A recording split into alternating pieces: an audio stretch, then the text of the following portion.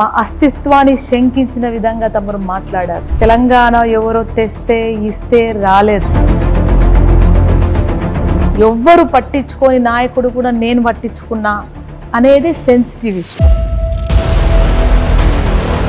కానీ తెలంగాణ వాళ్ళు అనలే మా గద్దరన్నని మీరు ఆంధ్రప్రదేశ్లో ఎందుకు వాడుకుంటున్నారు అనలేదు.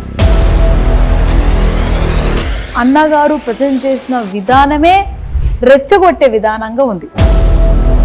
సెన్సిటివ్ ఇష్యూ నేను రాసి రాసి రాసి దాన్ని ఇంకా పెద్దగా చేస్తున్నాను. ఇది ఒక సెల్ఫ్ రెస్పెక్ట్ సంబంధించిన ఇష్యూ అని. అరే అడిగిండొచ్చు దీవయ్యా, నువ్వు గట్ల రోడ్ మీద చెప్తావరా బే, ఉండొచ్చు గట్ల చెప్తావరా బే. నేను ఇంకొకటి కూడా ఏంటంటే మా నాన్న కారు ఇచ్చిండు అంటే మా నాన్న గురించి మేము చిన్నప్పటి నుంచి విన్నాం. ఏమైనా సోషల్ మీడియా అందరికీను ఏం చెప్పాలనుకుంటున్నా అంటే let us not build a wrong society. ఇంటికి పోలీసులు వచ్చి కాల్పులు జరిపినప్పుడు మీరే వెంటపడి పోలీసుల వెంటపడి నెంబర్ కూడా నోట్ చేసుకున్నారంట, ఏం జరిగింది? సో ఎంత గ్రేట్ అంటే మా మదర్ సాక్రిఫైస్. ఫైరింగ్ స్టార్ట్ అయితే మా మదరు ఆ చాయ్ గ్లాసులు పక్కన పడేసి మా నాన్నకు దుండగులకు మధ్యలో నిలబడింది. ఇన్నేళ్ళు అవుతున్నా ఒక్కసారి కూడా ఆటో డ్రైవర్ వచ్చి నేనే గద్దరని నా ఆటోలో కూర్చోబెట్టుకొని తీసుకుపోయి అడ్మిట్ చేసి రక్షించానని ఆయన ఎక్కడ చెప్పుకోవట్లేదు. మాట్లాడుకొని బ్యాగులు నింపుకుంటారు, పబ్బాలు నింపుకుంటారు, పదవులు తెచ్చుకుంటారు. నాకు అభ్యంతరం లేదు. ఎందుకు తెలుసా? ఆ దెబ్బల నుంచి ఇంకా దెబ్బలు మానలేదన్నా. నా బాధలు ఆ దెబ్బ మానలే. నువ్వు దెబ్బ మానకముందే మళ్ళీ నువ్వు దాన్ని చూసి పెడితే ఎట్లా? కాకపోతే ఎవరైనా సరే తెలంగాణ గురించి మాట్లాడే ముందు. నమస్తే, వెల్కమ్ టు హిట్ టీవీ. నేను నరేష్. రాష్ట్ర వ్యాప్తంగా పవన్ కళ్యాణ్ చేసిన కామెంట్స్ హాట్ టాపిక్గా మారినాయి. ఎక్కడ చూసినా ఇదే చర్చ. కానీ చాలామంది తెలంగాణ మా అయ్య జాగిరే, తెలంగాణలో జాగిరే అని కామెంట్ చేసినప్పటికీ ఆ కామెంట్స్ అన్ని ఒక ఎత్తు అయితే తెలంగాణ ఇప్పుడు మా జాగిరు, గతంలో మా అయ్యల జాగిరు, భవిష్యత్తులో మా పిల్లల భావితరాల జాగిరని ఏకంగా ప్రజా యుద్ధ నౌక స్వర్గీయ గద్దర్ గారి కుమార్తె వెన్నెల గద్దర్ గారు రిలీజ్ చేసిన వీడియో చాలా వైరల్గా మారింది. పవన్ కళ్యాణ్ని గద్దర్ కుమార్తె కౌంటర్ చేసిందా అని చెప్పేసి మొత్తం మీడియా కూడై వస్తుంది. ఈ సంబంధించి మనతో పాటు హిట్ టీవీతో గద్దర్ కుమార్తె ప్రస్తుత తెలంగాణ రాష్ట్ర సాంస్కృతిక శాఖ చైర్పర్సన్ వెన్నెల గారు ఉన్నారు. మాట్లాడదాం. అక్క నమస్తే. నమస్తే తమ్ముడు. ముఖ్యంగా అందరూ చేసిన కామెంట్స్ ఒక ఎత్తు అయితే మీరు చేసిన కామెంట్స్ గురించి అవే చర్చనీయాంశంగా మారినాయి. అంటే గద్దర్ కుమార్తె కామెంట్ చేసింది పవన్ కళ్యాణ్ పైన. పవన్ కళ్యాణ్ గద్దర్ గారు ఎంత క్లోజ్ ఉండే, తెలంగాణ నాయకులు కూడా ఈర్ష్యపడుతుంటే అలా బాగా ప్రేమ అనుబంధంతో ఉంటుండే అని చెప్పేసి. సో మీరు చేసిన కామెంట్స్ మీకు ఎక్కడ బాధ అనిపించినాయి? మీరు అలా కామెంట్ చేయడానికి కారణం ఏంది? ముందుగా తెలంగాణ ప్రజలందరికీ వందనాలు. నేను నా ఫస్ట్ వీడియో రిలీజ్ చేసినప్పుడే చెప్పాను, ఒక తెలంగాణ ఆడబిడ్డగా చాలా బాధ అనిపించింది. మా అస్తిత్వాన్ని శంకించిన విధంగా తమరు మాట్లాడారు. తెలంగాణ ఎవరో తెస్తే ఇస్తే రాలేదు, పోరుబాట బట్టి రక్తం చిందించి త్యాగాలు చేసి తమని ఆహుతి చేసుకుంటే వచ్చింది తెలంగాణ. సో ముందుగా గద్దరన్న బిడ్డ కంటే ఎక్కువ ఒక తెలంగాణ ఆడబిడ్డగా చాలా బాధ అనిపించింది. ఇక్కడ పవన్ అన్న గారు కొంతమందిని అనిండొచ్చు మీ అయ్య జాగిరా అని, అడ్డుకునే వాళ్ళని ఎవరైతే అడ్డుకుంటున్నారో. కాకపోతే ఎవరు అడ్డుకోవట్లేదు. It's very simple, it is a very clear friend. Nobody are stopping anybody. Telangana ఒక మినీ ఇండియా. భారతదేశం నుంచి అన్ని రాష్ట్రాల ప్రజలు ఇక్కడ వచ్చి స్థిర నివాసం ఉంటూ ఉద్యోగాలు చేసుకుంటూ బిజినెస్లు చేసుకుంటూ ప్రతి ఒక్క చోట చూస్తే మన తెలుగు వాళ్ళు తెలంగాణ వాళ్ళకంటే ఎక్కువ బయట రాష్ట్రాల వాళ్ళే కనిపిస్తుంటారు మనం. అట్లాగే ఒక పార్టీ స్థాపన కూడా తెలంగాణ ఆవిర్భవించినాక తెలంగాణ రాష్ట్రం వచ్చిన తర్వాత కూడా ఎన్నో పార్టీలు పుట్టుకొచ్చాయి. సో అట్లాగే జనసేన పార్టీ కూడా మన పోటీ చేసింది. జనసేన పార్టీ కూడా సపోర్ట్ చేసింది ఇక్కడ బీజేపీకి పోటీ చేసిన వాళ్ళకు. అప్పుడు ఎవరు అడ్డుకోలేదు, ఎవరు పందాల వాళ్ళు పోటీ చేసినారు.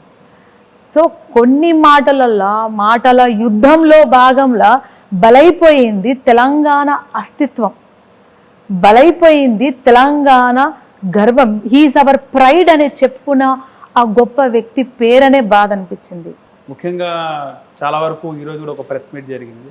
అంటే చనిపోయిన వ్యక్తి గురించి మాట్లాడడం ఏంది, ఆయనకు అవి ఇప్పించిన ఇవి ఇప్పించిన మాట్లాడుతున్నారు. కారు ఇప్పించిన గద్దర్ గారికి అంటే ముఖ్యంగా ఆయన మాట్లాడిన మాటలు కూడా కేవలం తెలంగాణకి నన్ను వ్యతిరేకంగా చూస్తున్నారు, తెలంగాణ వాళ్ళతో నేను చాలా మమేకమైనను.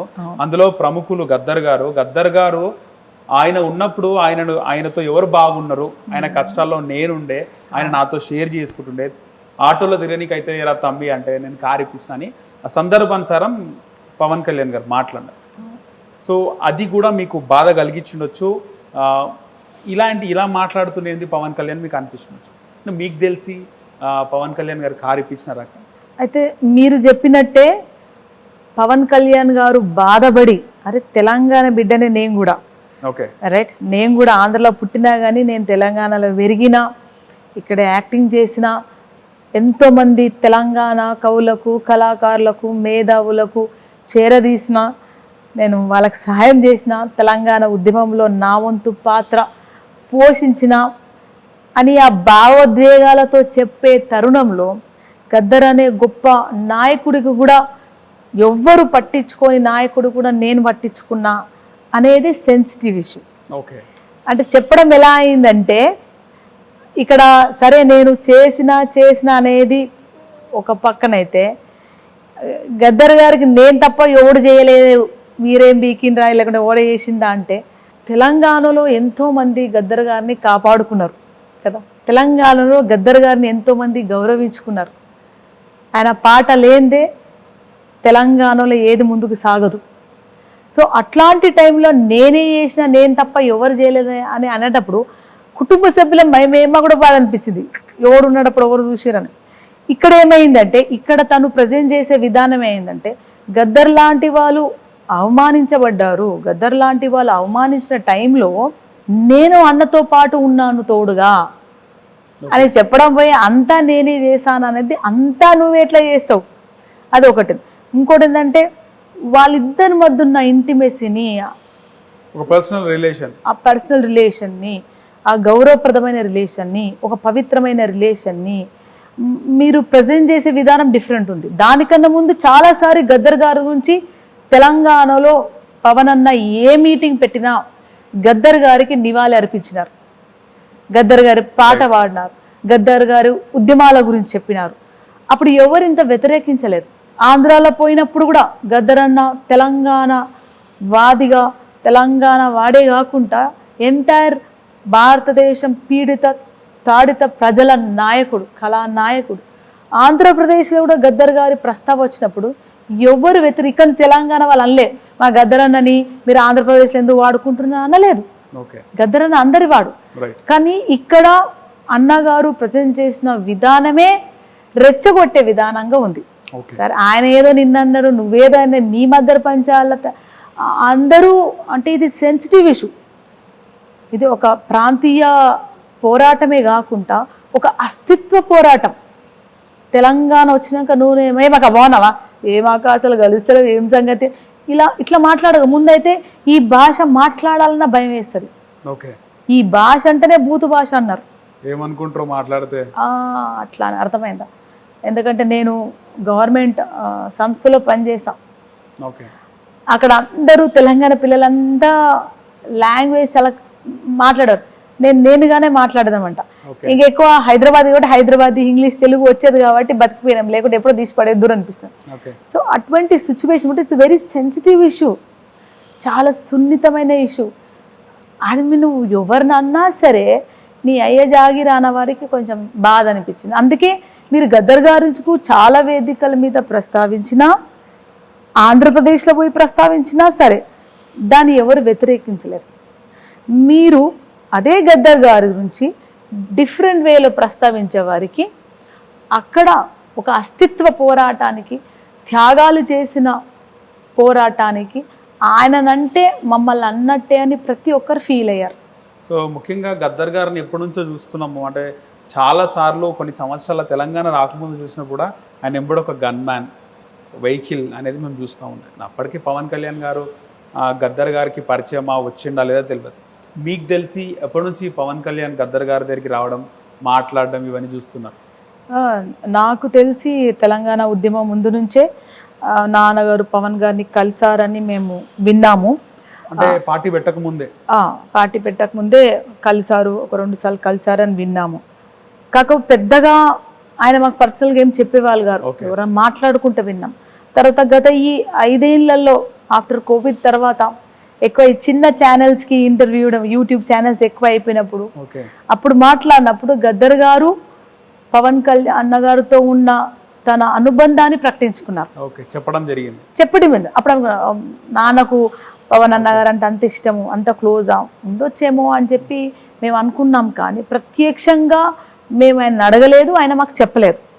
అట్లాగే పవన్ అన్న గారు కూడా ప్రతి వేదిక మీద గద్దరన్నను స్మరించుకుంటూ గద్దరన్న త్యాగాలని, ఆయన పాటని, ఆయన పోరాట పటిమని ప్రజల్లోకి మరొకసారి చేసిన అన్నగారు కూడా అంటే కూడా నానంటే కూడా అన్నకి ఇష్టం అనేది చెప్పి అట్లా మాకే కాదు సామాన్య ప్రజలందరికీ అది అర్థమైంది. కానీ ఆ ఇంటిమెస్సీని, మీ మధ్యలో ఉన్న ఇంటిమెస్సీని ఈ విధంగా బహిర్గతం చేస్తారని ఎవరు అనుకోలేదు. ఇంకా అందరూ ఏమంటారంటే తెలంగాణ మా దగ్గర దీదర్ ఎందుకు అడుగుతారు, మా గద్దరని అడిగితేనే సీఎం పోస్ట్ ఇచ్చేస్తారు ప్రజలంతా అని ఆ ఉద్దేశంలో ప్రజలు ఫీల్ అవుతున్నారని నేను అనుకుంటున్నాను. తను ముందు నుంచే పవన్ కళ్యాణ్తో ఒక చనువు. ఇంకా మీకు ఇండస్ట్రీలో అంటే సినిమా చాలా వరకు శ్రీరాములయ్య సినిమా కానీ, అప్పుడు పరిటాల రవి గారు చనిపోయిన బాగా గుర్తుంది. 2004లో చనిపోయిన వెంటనే అప్పుడు ఉన్నటువంటి మెయిన్ స్ట్రీమ్ మీడియా గద్దర్ గారిని అడిగినప్పుడు క్వశ్చన్, అప్పుడు నక్సలిజం అంటే ఆయన అండర్ గ్రౌండ్లో ఉన్నప్పుడు నా దగ్గర కూడా వచ్చిండు. గద్దర్ గారు కూడా చాలా రోజులు రాయలసీమలో ఉన్నాడని చెప్పి కూడా విన్నాం. నిజమే నాకు అది? శ్రీరాములయ్య వాళ్ళ ఇంట్లో అప్పట్లో రాయలసీమలో ఉంటుండే. ఓకే. గద్దరన్న గారి అజ్ఞాత జీవితము ఎక్కువ శాతం ఆంధ్రప్రదేశ్లో జరిగింది. సో పరిటాల రవణ వాళ్ళ ఇంట్లో ఉన్నారు. ఓకే. సో ఆ ఇన్సిడెంట్ అంటే పరిటాల రవణ వాళ్ళ మీద, శ్రీరాములయ్య గారి మీద ఇన్సిడెంట్ అప్పుడు నాన్న కూడా ప్రత్యక్షంగా ఉన్నారు. ఓకే, ఉన్నారు. శ్రీరాములయ్య గారి ఇన్సిడెంట్ జరిగినప్పుడు. ఓకే, ఆ టైంలో అంతా కూడా. అయితే మీరు ఫ్యామిలీతో చాలా దూరం అక్క. అప్పుడు మీరు చిన్నగా ఉన్నప్పుడు చాలా మిస్ అయినట్టున్నారు గద్దర్ గారిని. గద్దర్ గారు 7 ఏళ్ళు అజ్ఞాతవాసంలో ఉన్నారు. అజ్ఞాతవాసం నుంచి వచ్చినాక కూడా ఆయన ఎప్పుడు వచ్చేవారో ఎప్పుడు పోయేవారో మాకు తెలిసేది కాదు. సో చనిపోయేంత వరకు కూడా ఆయన మా కుటుంబంతో కంటే ఎక్కువ ప్రజలతోనే గడిపారు. హాస్పిటల్ ఉన్నప్పుడు అందరు వచ్చి కలిసినారు, కానీ మేము వెళ్ళి కలవలేకపోయాం. మేము పోగానే అక్కడ హాస్పిటల్ తిట్టేవారు, ఎంతమంది వస్తారమంటారు, మేము పిల్లలవండి, నేను డాటర్ని. ఒకసారి 3rd ఆగస్ట్కి ఆపరేషన్కి వెళ్ళే ముందు నేను మరీ కొట్లాడి 2nd ఆగస్ట్కి వెళ్ళి లాస్ట్ అప్పుడే కలిసాం. అయితే ఐఎమ్ డాటర్, నేను బరాబర్ కలుస్తా అని చెప్పి వెళ్ళిపోయి కలిసి వచ్చాను అనమాట. సో ఆయన చనిపోయేంత వరకు కూడా ప్రజలతోనే ఎక్కువ శాతం ప్రజల కోసమే బతికారు. ఇంటికి పోలీసులు వచ్చి కాల్పులు జరిపినప్పుడు మీరే వెంటపడి పోలీసుల వెంటపడి నెంబర్ కూడా నోట్ చేసుకున్నారంట, ఏం జరిగింది అప్పుడు? నాన్నగారు బయట మాట్లాడుతూ ఉన్నారు. ఫస్ట్ ఒక 2 వచ్చారు, తర్వాత ఇంకో వాళ్ళు బయట ఉన్నారు. నాన్నగారు వెళ్ళి మాట్లాడేటప్పుడు నాన్నగారికి ఎందుకో డౌట్ వచ్చింది. అంటే తెలిసిన అతనే వచ్చాడు, పోలీసులు అంటే పోలీస్ అని పర్టికులర్ ఏమో. సో వచ్చారన్నమాట, సివిల్ డ్రెస్లో ఉన్నారు వాళ్ళు. సో వచ్చిన ఒకతను గుర్తుపట్టారు. ఎందుకు ఇతను వచ్చినాడని వాళ్ళని పక్క రూమ్లో కూర్చోపెట్టి, మీరు ఇక్కడ కూర్చోండి, ఇంకా నేను మీతో మాట్లాడాను అని. మా మదర్ అప్పుడే వాటర్ టీ చేస్తున్నది. నేను ఎవరికి వచ్చినా కానీ నీళ్ళు, చాయ్, దూరం నుంచి వస్తే కలో గంజు, అన్నము, పచ్చిపులుసు పెడతాం అనమాట.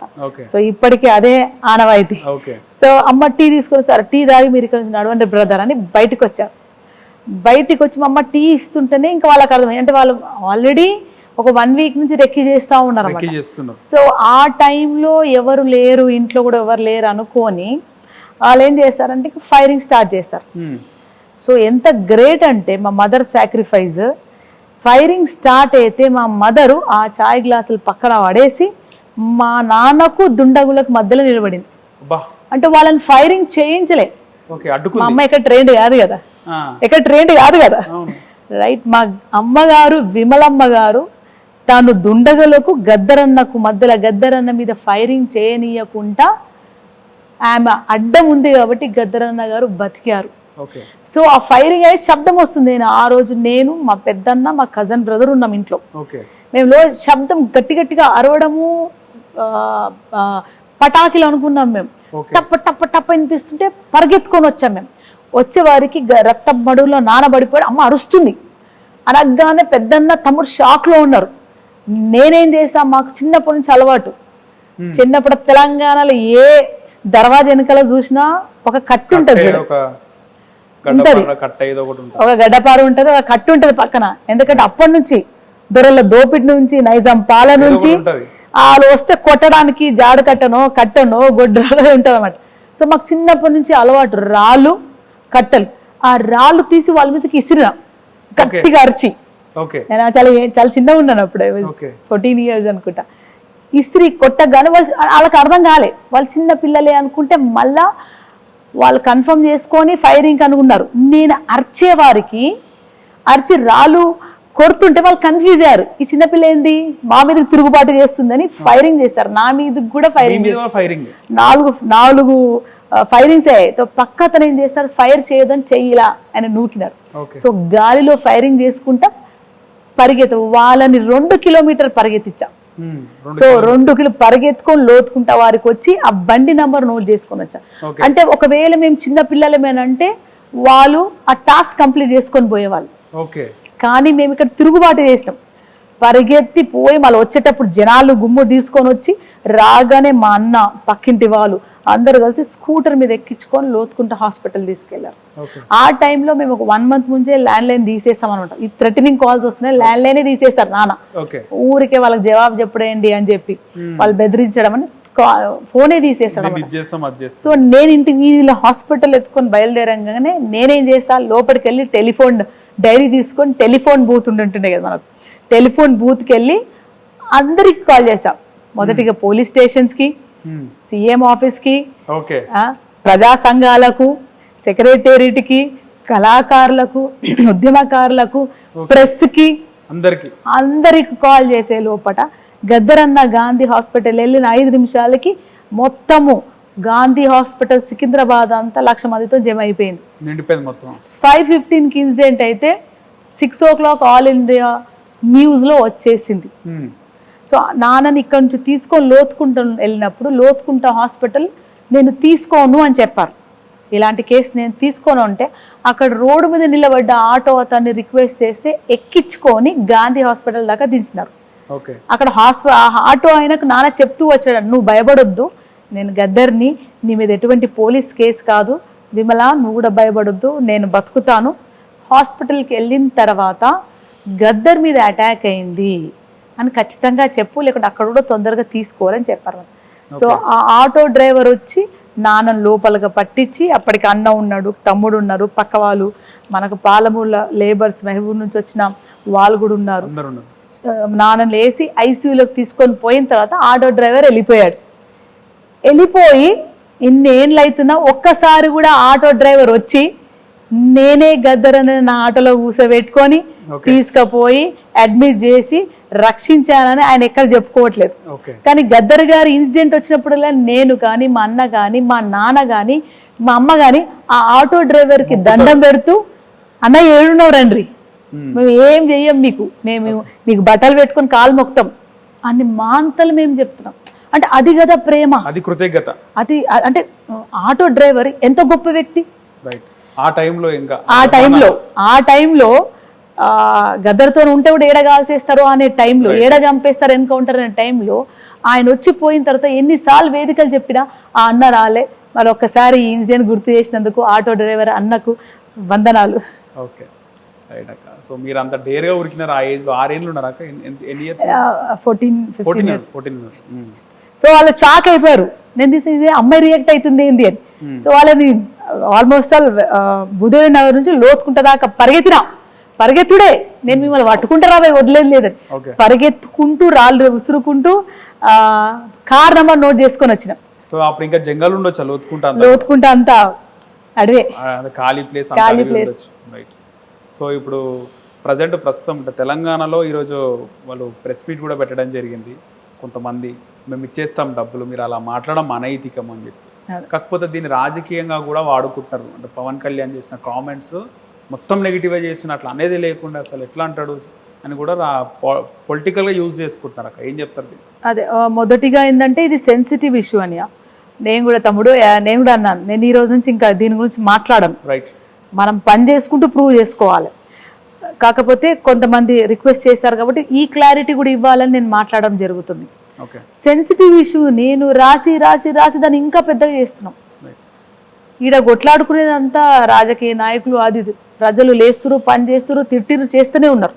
మన ఆంధ్ర ప్రజలు కానీ తెలంగాణ ప్రజలు కొంతమంది చాలా ఫీల్ అయ్యి ప్రతి ఒక్క ఉస్మానియా యూనివర్సిటీ నుంచి కానీ జర్నలిస్టులు కానీ మేధావులు కానీ అక్కలు సంఘాలు వాళ్ళు కానీ అదే పనిగా ప్రెస్ మీట్ పెట్టి ఎందుకు వ్యతిరేకిస్తున్నారంటే ఇది ఒక సెల్ఫ్ రెస్పెక్ట్ సంబంధించిన ఇష్యూ అని. ఒక అరే బాధ అంటారు, అరే మా గద్దరని అంటావా, అరే అడిగిండొచ్చు తీవయ్యా, నువ్వు గట్ల రోడ్ మీద చెప్తావా రాబే, ఉండొచ్చు గట్ల చెప్తావా రాబే అని అక్కడ బాధ అయిపోయి అందరూ అంటారు, అరే ఆయనకు ఎంత ఇచ్చిండో చెప్పమను, అసలు కడతాం, వడ్డీ కడతాం, చక్ర చక్ర చక్ర వడ్డీ కూడా కడతాం అంటున్నారు. సో ఇది చిన్న సెన్సిటివ్ ఇష్యూ రాసి రాసి పెద్దగా మంటగా అయిపోయింది. మీరు మాట్లాడిన తర్వాత కూడా పవన్ కళ్యాణ్ రెస్పాండ్ అయినాడు. నాకు తెలుసు గద్దర్ గారి కుటుంబము వాళ్ళు అలా మాట్లాడరు, ఆవిడ అంటే అర్థం చేసుకోలే నన్ను గద్దర్ కుమార్తె వెన్నెలమ్మ, కానీ ఆమె అట్లా మాట్లాడదని చెప్పి ఆయన అదే ఇక్కడ ఏంటంటేనా మీరు అన్నట్టు వెరీ సెన్సిటివ్ ఇష్యూ.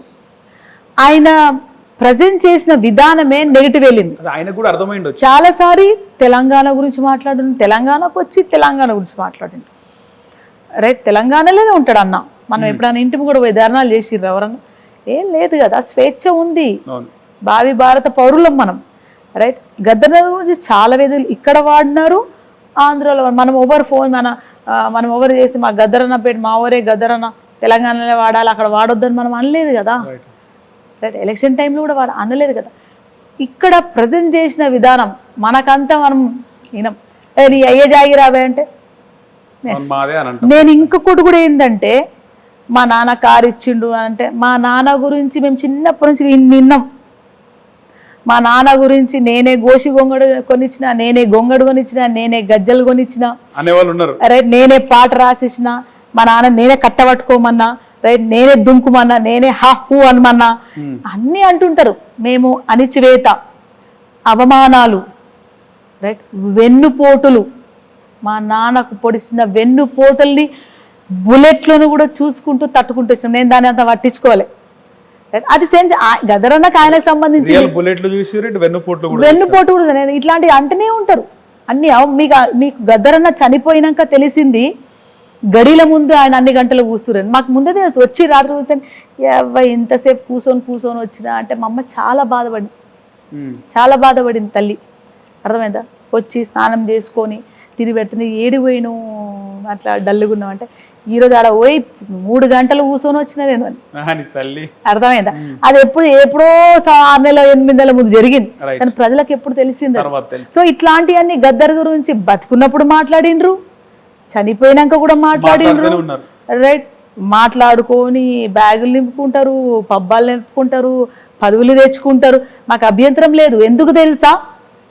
ప్రజలు న్యాయ నిర్ణయిస్తారు. మాకు మా నాన్న చేర్పిన సూత్రం ఏంటంటే ప్రజలు గొర్రెలు కాదు బిడ్డ, ప్రజలు ఛాన్స్ ఇస్తారు.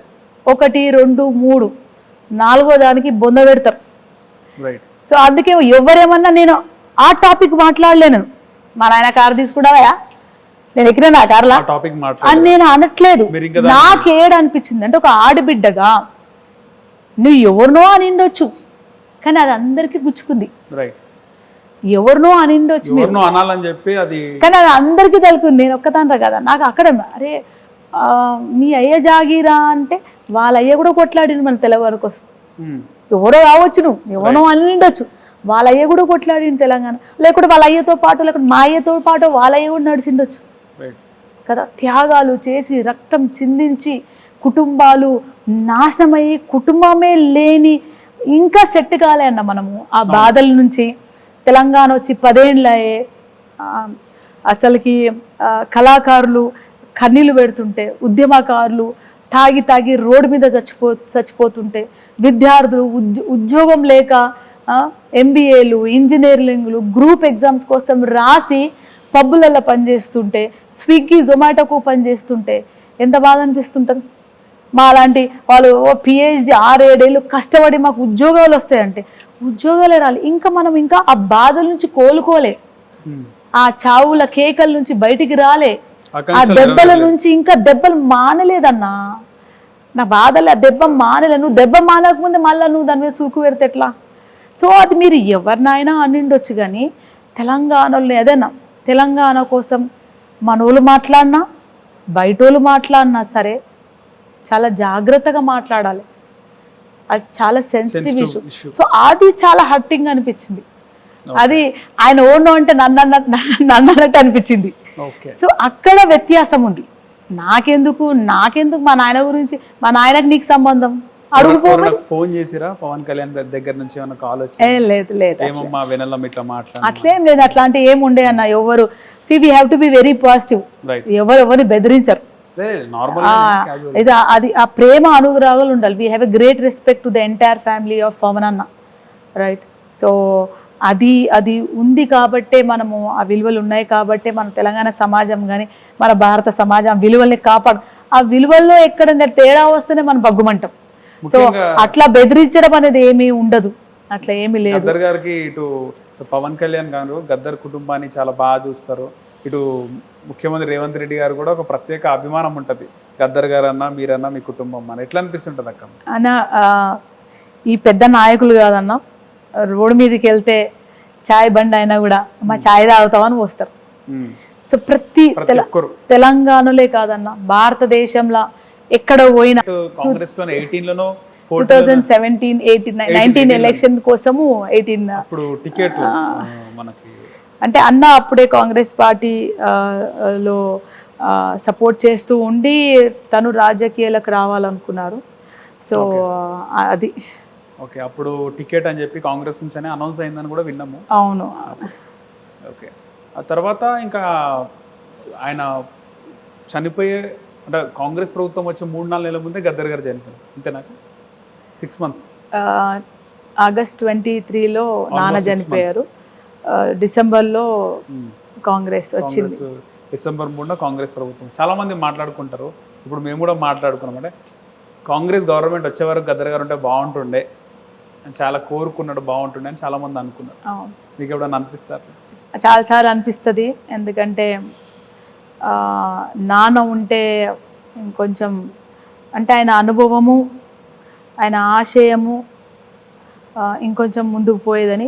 అయినా సరే ప్రజాపాలనలో మన ముఖ్యమంత్రి గారి ఆధ్వర్యంలో ఒకటి తర్వాత ఒకటి సగబెట్టుకుంటూ ఎన్నో సంక్షేమ పథకాలు తీసుకొస్తూ, ఎస్పెషలీ నిరుద్యోగులకు ఉద్యోగాలు ఇస్తూ ముందుకెళ్తున్న తరుణంలో ధైర్యంగా ఉండి రేవంత్ అన్నకు కానీ మినిస్ట్రీకి కానీ అరే ఇది చేయండి అది చేయండి అంటే ఎవరు సపోర్ట్ చేసేటోళ్ళు గారు, ఇంకా చాలా గట్టిగా పని చేసేటోళ్ళు.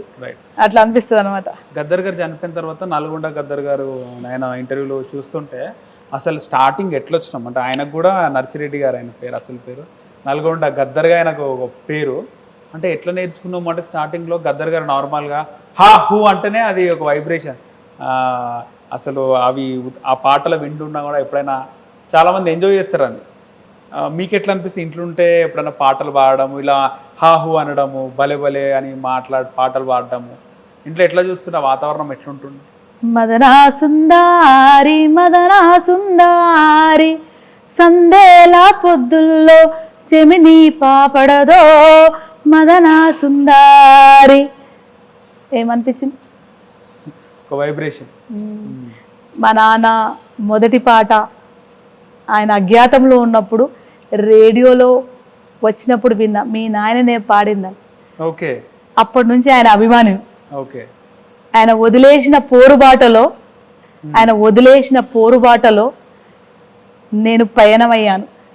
సో ఆయన స్ఫూర్తి ఆ విధంగా ఉంటుంది. చాలామంది రాజకీయ అంటే ఏదైనా నాయకులు కానీ లేక ఉద్యమకారులకు వారసులు ఉంటారు ఎక్కువగా. వారసులు ఉంటారు, వారసురాలు ఉండడం చాలా అరుదు. అంటే ఫాదర్ లెగసీని కంటిన్యూ చేయడం అనేది చాలా టాస్క్ఫుల్లే కదా. అవును. ఎట్లా అనిపిస్తుంటుంది మీకు అవన్నీ? చాలా కష్టము. అంటే గద్దర్ గారు యుగ పురుషుడు, నేను ఆయనలాగా కాలేను. ఆయన సిద్ధాంతాన్ని కొద్దిపాటిగా భుజాల మీద మోసుకపోగలిగే శక్తి ఉంటుంది మనకు. అందుకే ఎంత జాగ్రత్తగా ఉండాల్సి వస్తుంది అంటే నేనుగా ఉండలేను. నేనుగా అంటే ఇంత సాఫ్ట్గా ఉండను నేను, అర్థమైందా? సో కానీ గద్దర్ అన్న బిడ్డగా ఉండాల్సి వస్తుంది. అంటే సహనంతోని ఆలోచన చేసుకుంటూ, రైట్, అందరినీ కలుపుకుంటూ, నువ్వు వెన్నుపోటు ఓడుస్తున్నా కలుపుకుంటూ, నిన్ను తిడుతున్నా సరే చిరునవ్వులు చిందుకుంటా, తెలియక తిడుతుండ్రా భయ్, తెలిస్తే మన దగ్గరికి వస్తాడు కదా అంటుండే. అట్లా కలుపుకొని ప్రజల్ని చైతన్యవంతం చేయడంలోనే చాలా పెద్ద రోల్ ప్లే చేశారు. ఒక పాటతోని ఒక రాష్ట్రాన్ని స్థాపించగలిగాడంటే ఆయనలో ఉన్న ఆ శక్తి ఎంత గొప్పదో. సో నేను అంత పెద్దగా చెయ్యకపోయినా సరే ఆయన ఏది చెప్పిండో అదే చెప్తుంటా నేను. Media I want to convey what Gaddar గారు లాంటి వాళ్ళు, ఉద్యమకారులు, రైట్, అమరవీరులు, వాళ్ళు ఏం చేసిర్రు బిడ్డ, ఇట్లా చేసిర్రంట, అది నా బిడ్డలకు, తమ్ముళ్లకు, చెల్లెలకు, అక్కలకు చెప్పడానికి నేను వచ్చా. చాలా మంది గద్దర్ గారి దగ్గర నుంచి అన్ని నేర్చుకుండొచ్చు, అన్ని అంటే పాటలు కానీ, ఆయన హావభావాలు కానీ, ఎగిరే విధానం కానీ. నల్గొండ గద్దర్ గారు చెప్తున్నారు, ఫస్ట్ గద్దర్ గారి దగ్గర నుంచి నేను నేర్చుకున్నది అనే ఒక ట్యూనింగ్ నేర్చుకున్నా, అది నేర్చుకోవడానికి టైం పట్టింది, దాంతో ఇక్కడ వరకు వచ్చినా అని చెప్పేసి.